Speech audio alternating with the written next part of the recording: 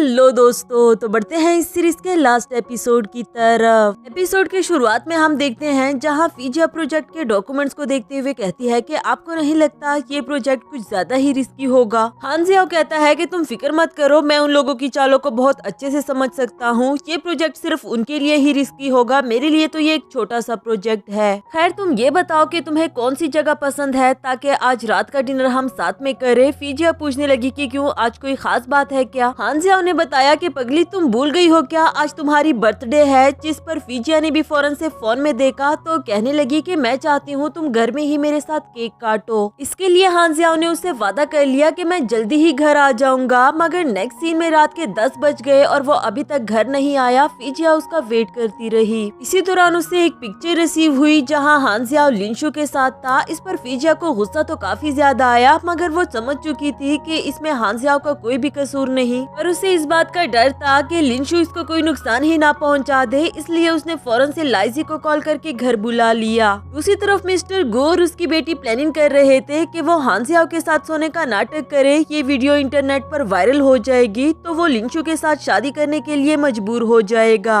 लेकिन इससे पहले ही डोर पर नॉक होता है। जब मिस्टर गु ने जाकर देखा तो वो फीजिया ही थी और उसको थप्पड़ मारते हुए बोली कि तुम लोगों ने मेरे हस्बैंड को कहाँ पर छुपा कर रखा है। वो इनके घर में ही आकर ना तो मिस्टर गु का लिहाज करती है और ना ही लिंशु का। आखिरकार वो भी इसे हान जियाओ के बारे में बता देते हैं जो कि बेहोश होकर बेड पर पड़ा हुआ था। लाइजी को उसे उठाकर घर ले जाने के लिए कहा और लिंशु से कहने लगी कि आइंदा अगर तुमने हमारे अगेंस्ट कोई भी डर्टी प्लानिंग की तो आई स्वेयर कि मैं तुम्हें छोड़ूंगी नहीं। तभी उन लोगों के कुछ गुंडों ने इनका रास्ता ब्लॉक कर दिया था। इधर लिंशु कहने लगी कि तुम्हें क्या लगता है तुम हमारे घर आकर हमें धमकी दोगी और हम कुछ भी नहीं कर पाएंगे। लाइजी हान जियाओ को फीजिया के हवाले करके खुद उन गुंडों के साथ मार पिटाई करना शुरू कर देता है, जबकि इधर फीजिया पूरी कोशिश करती है हान जियाओ को होश में लाने की। काफी हद तक तो वो होश में आ गया था। इवन के जब फीजिया पर अटैक होने वाला था तो उसे भी हान जियाओ ने खुद पर ले लिया और उसकी जान बचा ली। लेकिन उसे पहले से ही ड्रग दिया गया था। अब तो बेहोश होकर फीजिया को हक कर देता है। नेक्स्ट सीन हॉस्पिटल का दिखाया गया जहां डॉक्टर ने बताया कि अब मिस्टर हान जियाओ काफी बेटर है और जल्दी ही इनको होश आ जाएगा। लाइजी फीजिया को बाहर जाकर लंच करने के लिए कह रहा था, मगर वो कहती है कि नहीं, मुझे हान जियाओ के लिए बहुत बुरा लग रहा है। ये सब कुछ उसके साथ मेरी वजह से हुआ, मैं यही उसके साथ रहना चाहती हूँ। कुछ ही देर में हान जियाओ को होश आ जाता है और फीजिया को इतना वरीड देखकर उसे कहने लगा कि तुम्हें परेशान होने की कोई जरूरत नहीं, देखो मैं तुम्हारी आंखों के सामने बिल्कुल सही सलामत बैठा हूँ। फीजिया कहती है कि मुझे डर लग रहा है, मिस्टर गु बहुत खतरनाक है। मगर इस पर भी हान जियाओ ने उसे समझाया कि तुम फिक्र नहीं करो, उनके साथ क्या करना है मैं बहुत अच्छे से जानता हूँ। तब तक वहाँ हान जियाओ के डैड भी आ गए थे जो कि उनसे कह रहे थे कि बस तुम जल्दी से ठीक हो जाओ, मैं और सब्र नहीं कर सकता। मैं चाहता हूँ कि तुम और फीजिया धूमधाम से शादी के फंक्शंस करो। फीजिया कहती है मगर हमने मैरिज सर्टिफिकेट्स तो बनवा लिए थे, इसकी क्या जरूरत। इधर हान जियाओ कहने लगा कि डैड ठीक कह रहे हैं, हमें शादी के फंक्शंस करने चाहिए। ये सुनकर अब डैड भी काफी ज्यादा खुश थे और इन दोनों को बेस्ट विशेस देकर वहाँ से चले गए। आफ्टर दैट हान जियाओ ने लाइजी को कुछ लाने के लिए कहा। वो जब लेकर आया तो ये एक ब्यूटीफुल सा नेकलेस होता है। हान जियाओ फीजिया से कहने लगा कि मैंने कल रात तुम्हारे लिए ये बर्थडे गिफ्ट लिया था। फीजिया को ये गिफ्ट काफी पसंद आया, मगर दिल ही दिल में उसे बुरा भी लग रहा होता है कि मेरे लिए गिफ्ट लेने के बाद उस पर अटैक करके उसे किडनैप कर लिया गया था। उधर हान जियाओ बोला कि तुम्हें भी तो रिटर्न में मुझे कुछ देना चाहिए ना। फीजिया सोच रही थी कि मुझे क्या देना चाहिए, जिस पर लाइजी बोला कि मैडम बॉस का मतलब एक क्यूट सा किस है। फीजिया ने उसे मुंह दूसरी तरफ करने के लिए कहा। इधर हान जियाओ ने भी अपनी आंखें बंद कर ली थी, जैसे फीजिया उसे सच में ही किस करने वाली है, जबकि वो इसे हल्का सा पिंच करते हुए कहती है कि मुझे पेशेंट्स पर अटैक करने का शौक बिल्कुल भी नहीं। इसी दौरान इन दोनों के बीच में मस्ती मजाक शुरू हो गया। हान जियाओ ने नाटक करना शुरू कर दिया जैसे कि उसे चोट लग गई हो। इधर फीजिया तो उसके लिए बहुत ज्यादा वरीड हो गई। उसे इतना वरीड देखकर हान जियाओ हंस पड़ा। फीजिया तो सच में ही वरीड थी। उसे हंसते हुए देखकर वो नाराज होकर बाहर चली गई। लाइजी बोला कि बॉस लड़कियों का गुस्सा बहुत खतरनाक होता है, मैं तो कहता हूँ कि जल्दी से जाकर उसको मना ले। जो सुनकर वो भी फौरन से फीजिया के पीछे भाग पड़ा। दूसरी तरफ मिस्टर गु को खबर मिलती है कि हान जियाओ और फीजिया के शादी के फंक्शन स्टार्ट होने वाले हैं, वो भी अगले ही हफ्ते से। लिंशु को सुनकर काफी ज्यादा गुस्सा आया कि अगर ऐसा हुआ तो फिर हमें हान जियाओ की जायदाद कैसे मिलेगी, जिसके लिए हमने बरसों से इतनी मेहनत की। डैड ने उसे शांत करते हुए समझाया कि गेम को चेंज कैसे करना है, भला ये मुझसे बेहतर किसको पता। नेक्स्ट सीन एक हफ्ते के बाद का दिखाया गया। आज इन दोनों का वेडिंग डे था। फीजिया तैयार हो रही होती है कि तभी उसे बाहर से आवाज आई कि मिस्टर हांसियाओ आपको बाहर बुला रहे हैं। वो बहुत एक्साइटेड होकर बाहर आई, तभी उसे किडनैप कर लिया जाता है। दूसरी तरफ मैरिज हॉल में उसका वेट किया जा रहा था, मगर काफी टाइम के बाद भी वो नहीं आई, इसलिए लाइजी उसे लेने के लिए खुद चला गया। कुछ टाइम के बाद वो भागकर हांसियाओ के पास आकर कहता है कि मैडम गायब है, मुझे कहीं पर भी वो नहीं मिली। हांसियाओ ने जब उसे कॉल करने की कोशिश की तब भी उसका कुछ अता पता नहीं चल रहा था, तो वो फौरन से उसे ढूंढने के लिए निकल पड़ा। नेक्स्ट सीन में लिंगशु फीजिया के ऊपर पानी डालकर उसे होश में लाती है। उसने जब अपने आसपास दूसरी लड़कियों को देखा तो कहने लगी कि तुम लोग इनको स्मगल करना चाह रहे हो, ये जानते हुए भी कि ये इलीगल है। लिंगशु बोली कि पुलिस को कौन बताएगा, तुम वो तो तब बताओगी ना जब तुम यहाँ से सही सलामत बाहर निकल सको। उसके जाने के बाद फीजिया उन लड़कियों से कह रही थी कि तुम लोग डरो नहीं, मैं तुम लोगों को यहाँ से बाहर निकाल कर रहूंगी।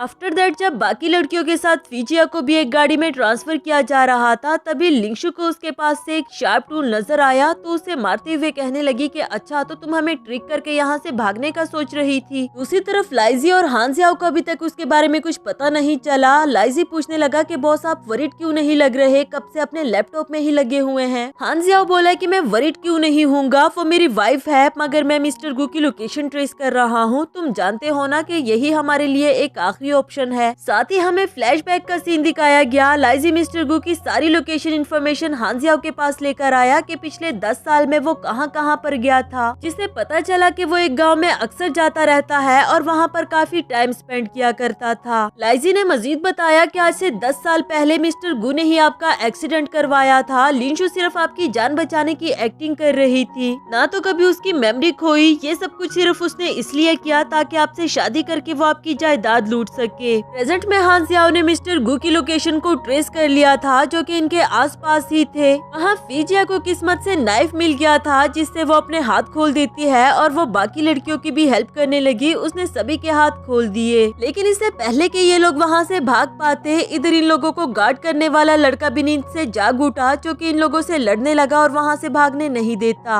आखिरकार नाइफ दिखाते हुए फीजिया ने उसे डोर ओपन करने के लिए कहा, जिससे बाकी लड़कियां तो वहाँ से भाग गई, लेकिन फीजिया को अकेले देखकर वो लड़का उस पर अटैक कर देता है। अच्छी बात ये थी कि हांसियाओ उसकी लोकेशन को ट्रेस करते हुए उसके पास पहुँच आया। उस लड़के की पिटाई करते हुए वो फीजिया को बचा लेता है। ये सारा सीन बिल्कुल रोड के बीचों बीच हो रहा था, जिसकी वजह से बहुत सारा ट्रैफिक जैम हो गया। मिस्टर गू ने जब देखा तो कहने लगा कि अब तो हम रंगे हाथों पकड़े गए हैं और ट्रैफिक में भी ऐसे फंस गए कि यहाँ से भागने का कोई रास्ता भी नहीं। हांसियाओ ने फीजिया को गाड़ी में बिठाकर अपना वेट करने के लिए कहा, ये कहकर कि मैं जरा मिस्टर गू से निमट लूं। मिस्टर गू और लिंशु फौरन से आगे आकर उससे माफी मांगने लगे कि प्लीज हमें एक बार माफ कर दो, आइंदा हम तुम्हें कभी नजर भी नहीं आएंगे। जबकि हांसियाओ ने फौरन से अपने आदमियों को इन्हें पकड़कर पुलिस स्टेशन ले जाने के लिए कहा। नेक्स्ट सीन हॉस्पिटल का दिखाया गया, जहाँ हांसियाओ आकर फीजिया से पूछने लगा कि तुम ठीक हो ना। वो बोली कि हाँ मैं बिल्कुल ठीक हूँ, पर तुम ये बताओ कि तुमने मुझे ढूंढा कैसे। इस पर हांसियाओ ने उसे पूरी बात बताई कि कैसे मैंने मिस्टर गू की लोकेशन को ट्रेस किया और किस तरह उन लोगों ने मिलकर मुझे बेवकूफ बनाया था, और ये भी कि किस तरह लिंगशु ने हमेशा मेरा सेवियर होने का नाटक किया, सिर्फ इसलिए कि वो मुझसे शादी करके अपने डैड को फायदा पहुंचा सके, और एक मैं बेवकूफ था जिससे सच में ही लगा कि उसने मेरी जान बचाई। खैर ये दोनों और भी बहुत बुरे कामों में मुलविस थे, इसलिए दोनों को ही लाइफ टाइम के लिए जेल हो गई है। नेक्स्ट सीन कुछ दिनों के बाद का दिखाया गया, जहाँ फीजिया को फियोना का मैसेज रिसीव हुआ कि तुम्हारी मॉम का बैग अभी भी हमारे घर पड़ा हुआ है, अगर तो तुम्हें चाहिए तो आकर ले जाओ, वरना तो मैं बाहर फेंक दूंगी। जबकि दूसरी तरफ फियोना और लूजिंग ने मिलकर प्लान किया था कि जब फीजिया यहाँ पर आए तो लूजिंग उसे ब्लैकमेल करके अपने मॉम डैड को छुड़ाने के लिए कहे। होता भी बिल्कुल ऐसा ही है। जब फीजिया वहाँ पर पहुँची तो लूजिंग उसके साथ जबरदस्ती करने लगा कि तुम्हारी वजह से मेरे मॉम डैड को जेल में जाना पड़ा, अब देखो मैं तुम्हारे साथ क्या करता हूँ। फियोना इनकी वीडियो बना रही थी, तब तक हांसियाओ भी पहुँच आया। उधर फीजिया खड़े होकर कहने लगी कि तुम दोनों को क्या लगा था कि मैं बगैर कोई प्लानिंग किए यहाँ पर आ गई हूँ। तुम लोगों ने जो कुछ भी किया और कहा मैंने रिकॉर्ड कर लिया है। हांसियाओ ने इन दोनों को ही जेल भिजवा दिया। नेक्स्ट सीन हमें जेल का दिखाया जाता है, जहाँ मिस्टर त्यान और उसकी वाइफ इन दोनों से भीख मांग रहे थे कि इसमें फियोना की कोई भी गलती नहीं, वो लूजिंग की बातों में आ गई थी, प्लीज उसे छोड़ दो।